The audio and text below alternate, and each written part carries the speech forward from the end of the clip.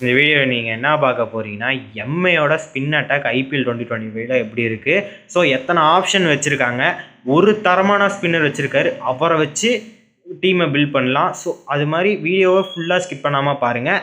So இந்த வீடியோவில் full டீட்டெயிலோட explain பண்ணுறேன். எம்ஐயோட ஸ்பின் அட்டாக் பார்த்தீங்கன்னா தரமாக இருக்குன்னு தான் சொல்லுவேன். ஸோ அவங்க வந்து வச்சுருக்க ஸ்பின்னர்ஸ் அப்படின்னு தான் சொல்லுவேன். ஸோ ஃபஸ்ட் எடுத்தோடனே நான் பார்ட் டைமர்லேருந்து ஆரம்பிக்கிறேன். டாப் டைமரில் பார்த்தீங்கன்னா நம்தீர் மற்றும் வில் ஜாக்ஸ் இருக்காங்கன்னு தான் சொல்லுவேன். வில் ஜாக்ஸை எப்படியும் மஸ்ட் பிளேயிங் லெவலில் ஆட வைக்கணும்.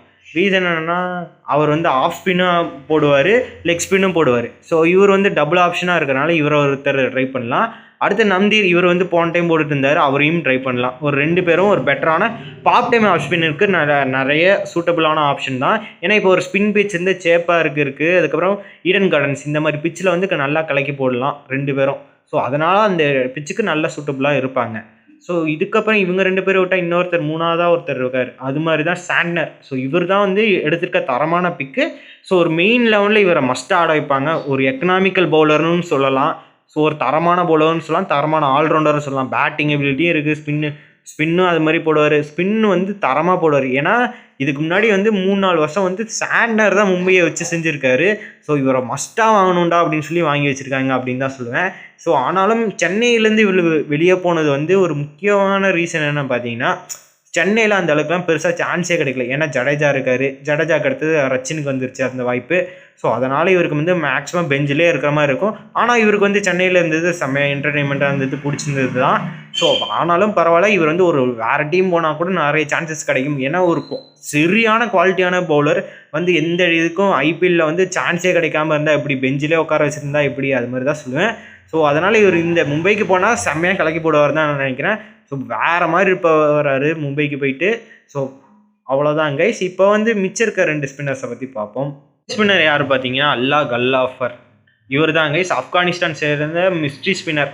ஸோ ஆஃப் ஸ்பின்னும் மிஸ்ட்ரி ஸ்பின் அது மாதிரி சொல்கிறாங்க. ஸோ இவரும் ஒரு தரமான ஆப்ஷன்னு சொல்லிட்டு இருக்காங்க.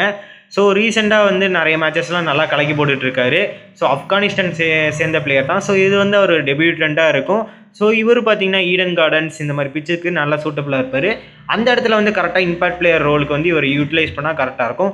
ஸோ மேக்ஸிமம் பிளேயிங் லெவலில் பார்த்தீங்கன்னா 3 ஸ்லாட் வந்து ஃபுல்லாகிடுச்சுன்னு தான் சொல்லுவேன்.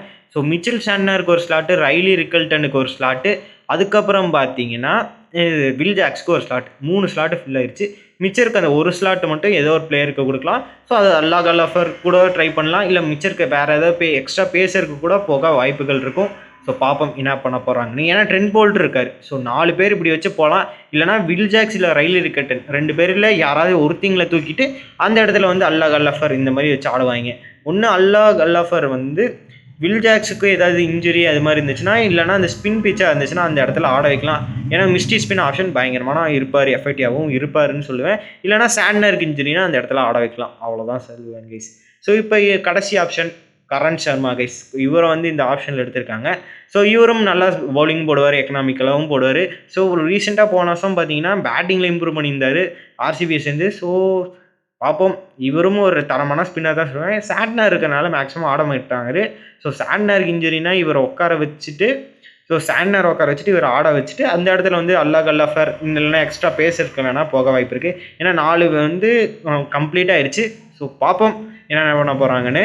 ஸோ அவ்வளோதான் கைஸ். இந்த வீடியோ பிடிச்சிருந்தாங்க ஃப்ரெண்ட்ஸ் அண்ட் ஃபேமிலிக்கு ஷேர் பண்ணுங்கள். ஸோ மிச்சபடியில் தான் பை கைஸ்.